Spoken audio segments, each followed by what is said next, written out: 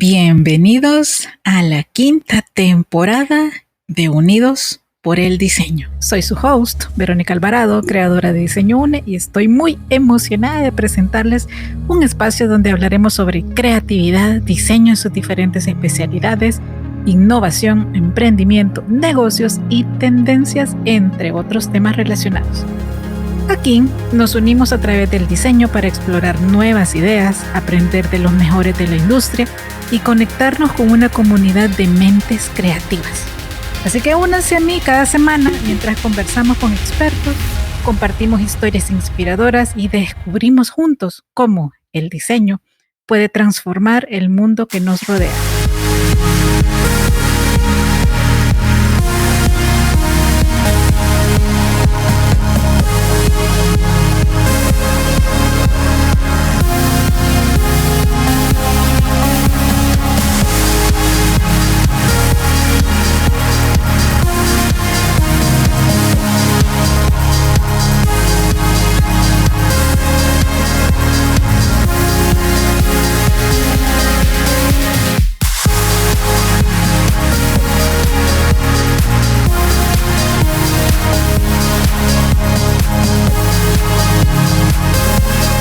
Unidos por el diseño.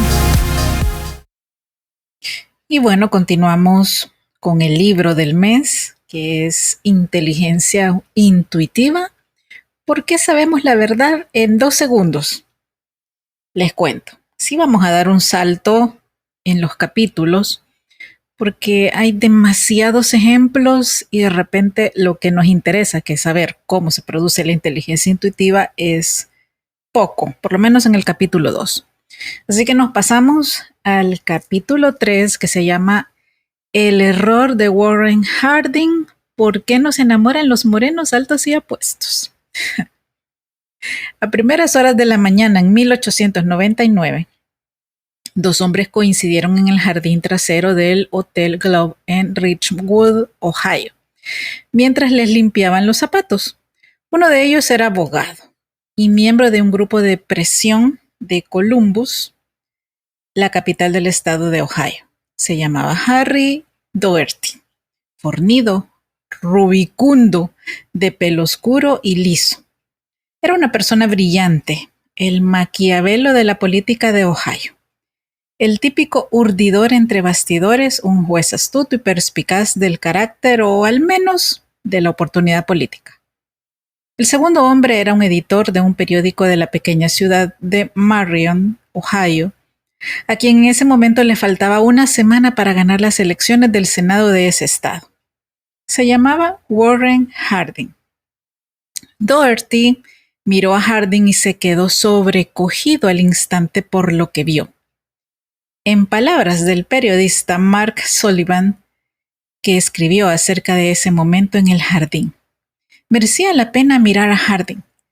Rondaba por entonces los 35 años.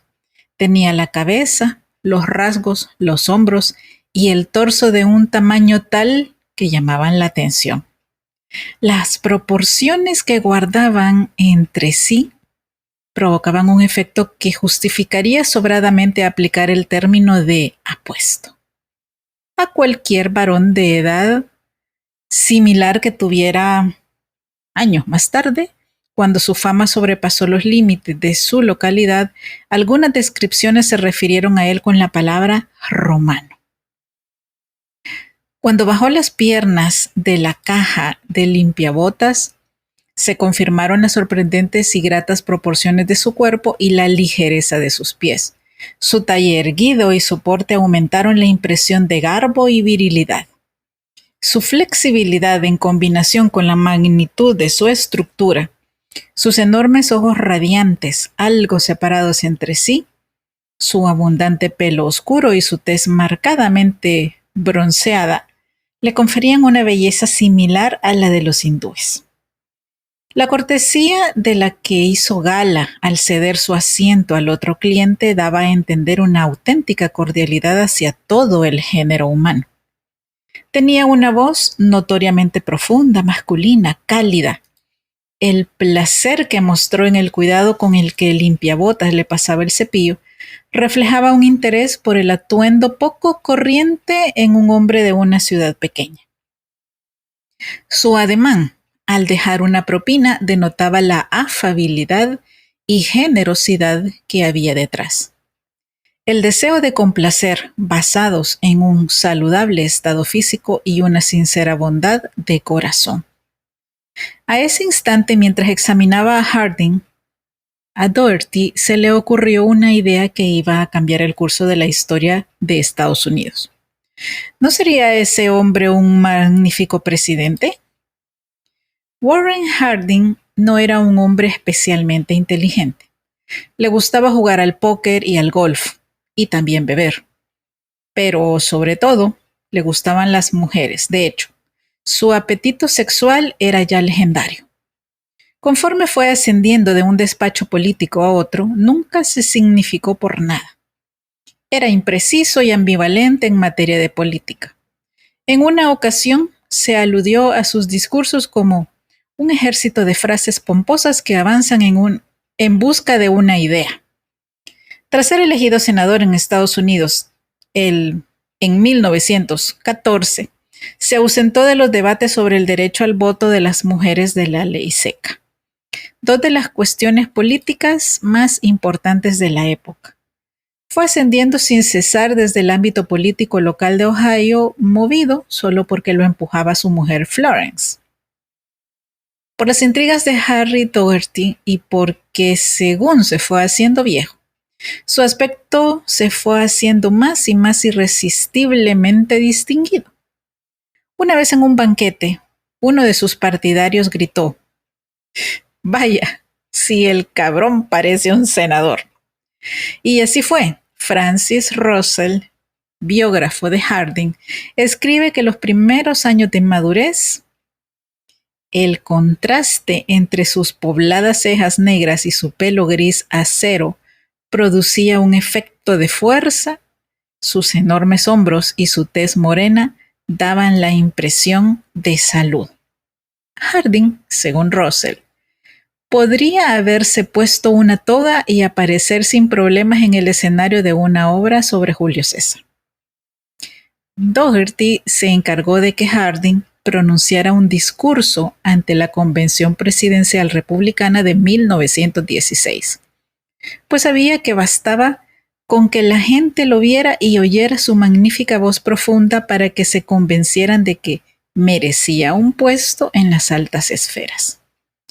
En 1920, Doherty persuadió a Harding para que se presentara como candidato a la Casa Blanca, aunque éste sabía que era un error. Y Doherty no lo decía en broma, iba en serio. Desde que se conocieron, Doherty había alimentado la idea de que Harding sería un magnífico presidente, escribe Sullivan. Para ser más exactos, lo que dijo Doherty alguna vez sin darse cuenta fue: un presidente con un aspecto magnífico. En la convención republicana de ese verano, Harding ocupaba el 6º lugar, el último. Doherty no mostró preocupación. Se produjo un empate entre los dos candidatos principales, de manera que, según predijo Doherty, los delegados se verían forzados a buscar una alternativa. ¿A quién se iban a dirigir en tal momento de desesperación, sino al hombre que irradiaba sentido común, dignidad y todos los atributos presidenciales? De madrugada, reunidos en las salas llenas de humo del Hotel Blackstone de Chicago, los jefes del Partido Republicano tiraron la toalla y preguntaron si no había algún candidato sobre el que pudieran ponerse de acuerdo. Y hubo un nombre que les vino a la mente de inmediato: Harding. ¿No tenía precisamente aspecto de candidato a la presidencia? Así es como el senador Harding se convirtió en el candidato Harding. Y en otoño de ese mismo año, tras una campaña realizada desde el porche de su casa en Marion, Ohio, el candidato Harding se convirtió en el presidente Harding. Estuvo 2 años en el puesto hasta que murió de repente a consecuencia de un derrame cerebral. Fue, como reconocen casi todos los historiadores, uno de los peores presidentes en la historia de Estados Unidos. El lado oscuro de la selección de datos significativos. Hasta este momento me he referido al extraordinario poder que pueden tener las conclusiones extraídas a partir de unos cuantos datos reveladores. Y lo que hace esto posible es nuestra capacidad para meternos con rapidez bajo la superficie de una situación.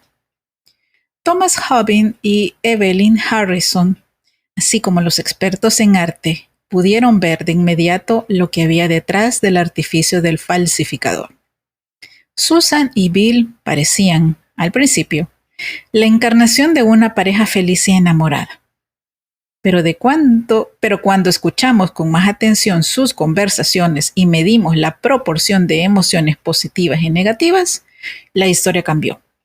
La investigación de Nalini Ambady reveló hasta qué punto podemos conocer las probabilidades que tiene un cirujano de que le demanden sí, más allá de los diplomas que exhibe en la pared y la bata blanca. Nos centramos en su tono de voz. Ahora bien, ¿qué sucede si esa cadena rápida de pensamiento se interrumpe de alguna forma? ¿Qué pasa si llegamos a elaborar un juicio instantáneo sin llegar a meternos nunca debajo de la superficie? Hablaba sobre los experimentos realizados por John Bargh, en los que mostraba que tenemos unas asociaciones tan poderosas con ciertas palabras, por ejemplo, Florida, gris, arrugas y bingo, que el mero hecho de verlas puede hacernos cambiar de comportamiento. En mi opinión, hay ciertos factores relacionados con el aspecto de las personas, su tamaño, forma, color o sexo, que pueden desencadenar una serie de asociaciones con un poder parecido. Muchas de las personas que miraron a Warren Harding ante lo extraordinariamente apuesto y distinguido que era, llegaron de inmediato y sin justificación alguna a la conclusión de que se trataba de un hombre con coraje, inteligencia e integridad. No escarbaron por debajo de la superficie. Las connotaciones que tenía su aspecto eran tan poderosas que detenían bruscamente el ciclo normal de pensamiento. El error cometido con Warren Harding es el lado oscuro de la cognición rápida. Esta es la raíz de buena parte de los prejuicios y discriminaciones. Es la causa de la dificultad que entraña encontrar al candidato adecuado para un puesto de trabajo y en más ocasiones de las que estamos dispuestos a admitir, de que personas totalmente mediocres acaben ocupando posiciones de enorme responsabilidad. En parte, tomar en serio la selección de datos significativos y las primeras impresiones es aceptar el hecho de que a veces podemos saber más de quién en un abrir y cerrar de ojos que tras meses de estudio.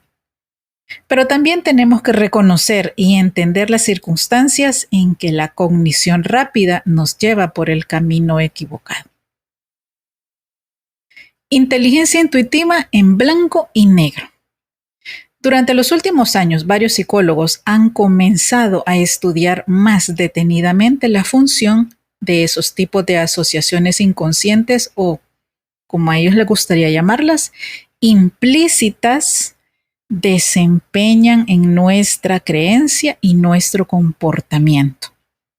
Y gran parte de su trabajo se ha centrado en una herramienta fascinante denominada test de asociación implícita.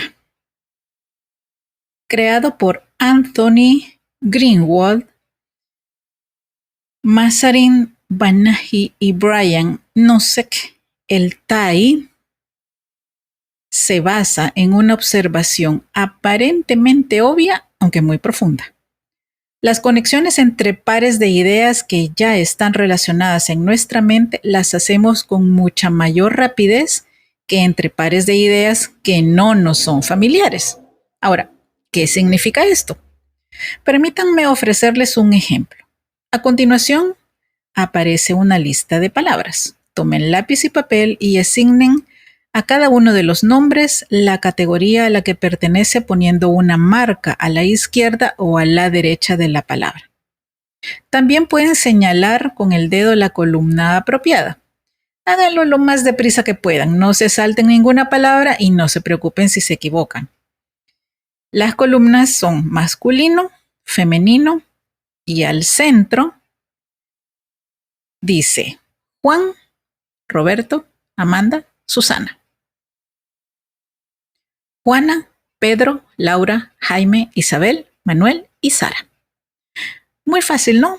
Y la razón de que haya sido fácil es que cuando leemos o oímos el nombre de Juan o Roberto o Susana, no necesitamos siquiera pensar si es un nombre masculino o femenino. Todos tenemos unas potentes asociaciones previas entre un nombre de pila como Juan y el sexo masculino o un nombre como Isabel y cosas femeninas. Pero esto no ha sido más que un precalentamiento. Ahora realicemos un TAI de verdad. Funciona como un ejercicio de precalentamiento, salvo que esta vez voy a mezclar categorías totalmente distintas. De nuevo, hagan una marca a la derecha o a la izquierda de cada palabra según la categoría a la que pertenezcan, siempre en formato de columna. Y los ítems son masculino o profesión, femenino o familia. Y al centro, Isabel, Manuel, colada, empresario, Juan, comerciante, Roberto, capitalista, Susana, Juana, hogar, corporación, hermanos, Laura, Jaime, cocina, tareas domésticas, padres, Sara, Pedro. Imagino que, aunque la mayoría haya encontrado esta prueba un poco más difícil que la anterior, habrán asignado las palabras a sus categorías con bastante rapidez. Ahora intenten el siguiente. Seguimos en un listado tipo columna.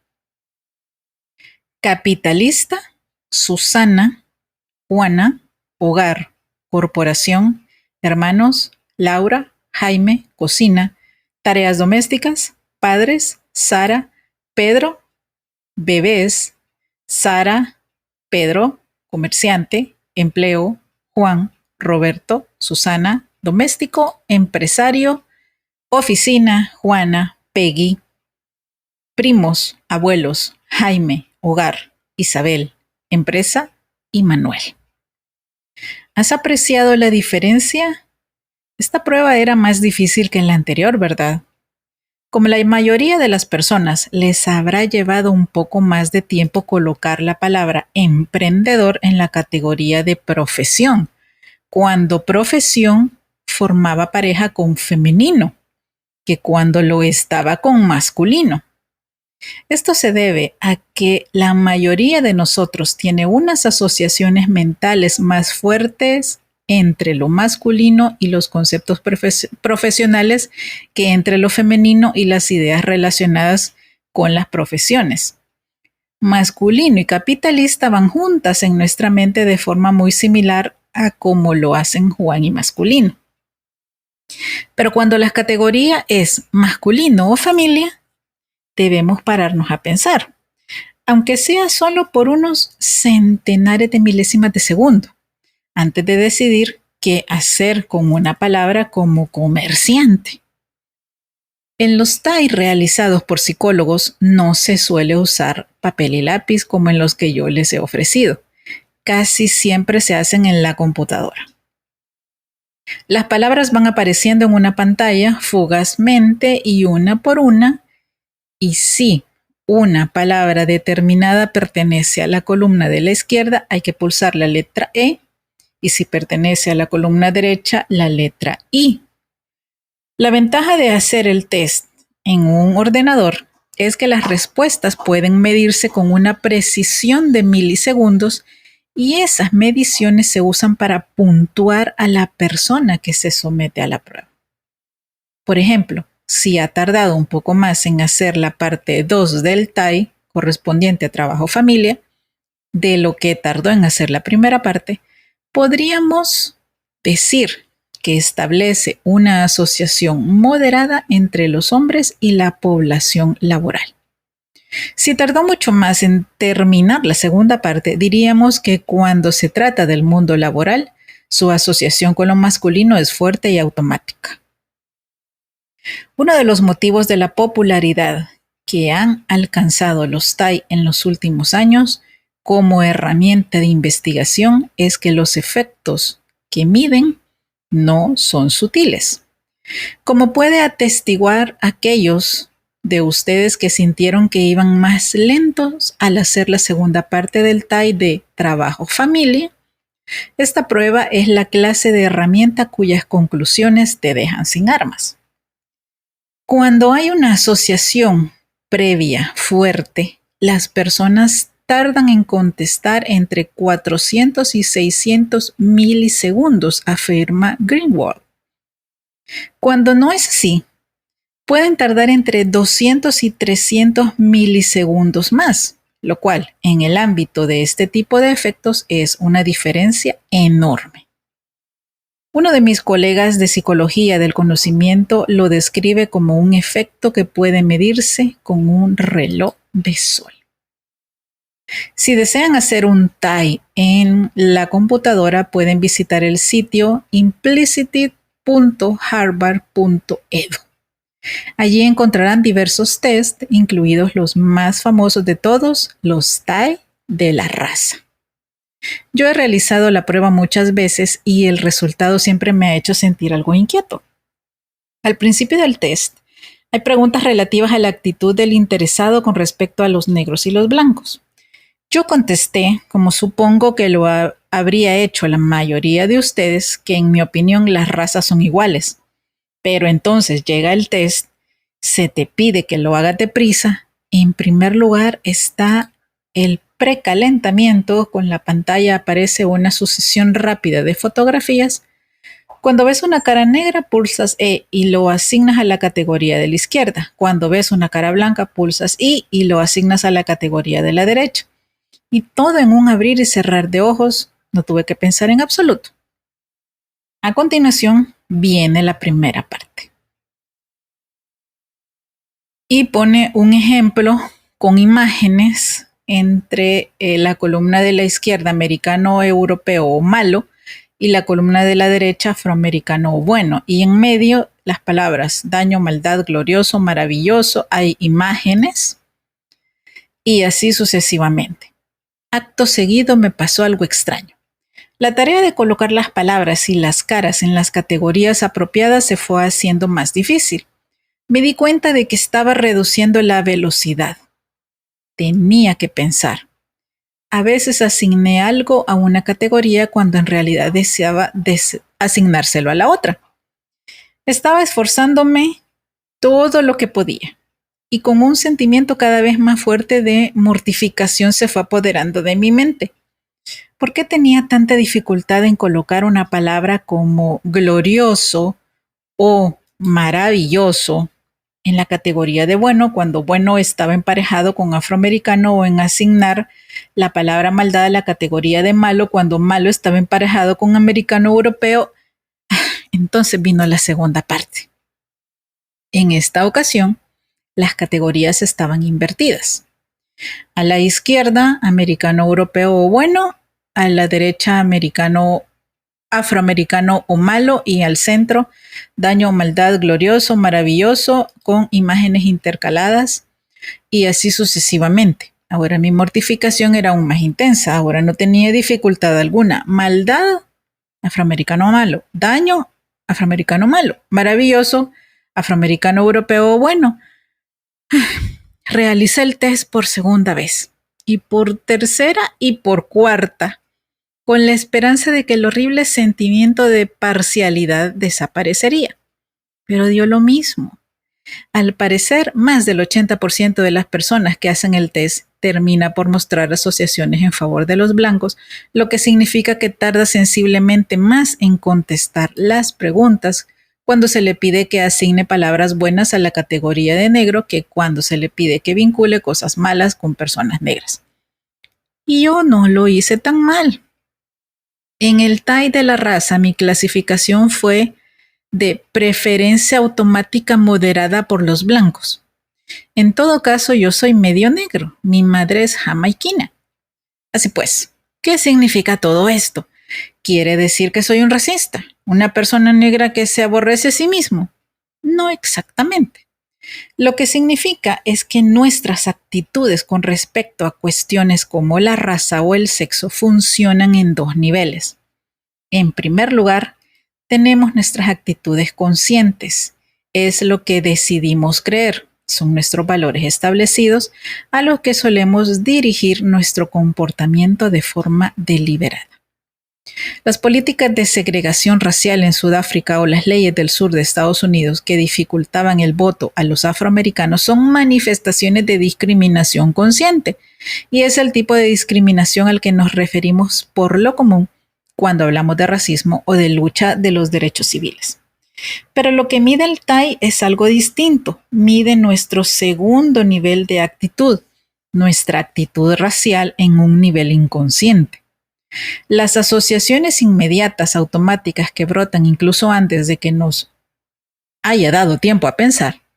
Nosotros no elegimos deliberadamente nuestras actitudes inconscientes. Y como escribí antes, puede que ni siquiera seamos conscientes de ellas. El ordenador gigantesco que es nuestro inconsciente procesa en silencio todos los datos que puede a partir de las experiencias que hemos vivido, las personas que hemos conocido, las lecciones que hemos aprendido, los libros que hemos leído, las películas que hemos visto, etcétera, etcétera. Y forman una opinión. Esa es la que sale a flote en el TAI. Lo inquietante del test es que revela que nuestras actitudes inconscientes pueden ser totalmente incompatibles con nuestros valores establecidos conscientes. El resultado es que, por ejemplo, de los 50,000 afroamericanos que han realizado hasta ahora el TAI de la raza, cerca de la mitad, como yo, tiene unas asociaciones muy fuertes con los blancos que con los negros. ¿Y cómo podría ser de otra manera? Vivimos en Estados Unidos rodeados a diario de mensajes culturales que relacionan lo blanco con lo bueno. Las asociaciones positivas con el grupo dominante no las elige uno, sostiene Masarin Banaji, profesor de psicología de la Universidad de Harvard y uno de los principales investigadores en el campo de los TAI. Pero se te pide que lo hagas en todo lo que nos rodea. Ese grupo está ligado a cosas buenas. Abres el periódico o enciendes el televisor y no puedes escaparte. El TAI no es solo una medida abstracta de las actitudes, es también un poderoso factor de predicción de cómo actuamos en ciertas situaciones espontáneas. Si tienes un patrón claro en favor de los blancos, por ejemplo, está comprobado que eso va a influir en el modo en que te comportas en presencia de una persona negra. No va a influir en lo que decidas decir, sentir o hacer. Lo más probable es que no seas consciente de que te estás comportando de forma diferente a como lo harías con un blanco. Pero lo más seguro es que no te inclines tanto hacia adelante, que te alejes ligeramente de esa persona, que cierres tu cuerpo un poco, que seas algo menos expresivo, que establezcas un menor contacto visual, que te mantengas un poco alejado, que sonrías mucho menos, que dudes y se te trabe la lengua un poco más y que te rías de las bromas un poco menos. ¿Importa eso? Desde luego que sí.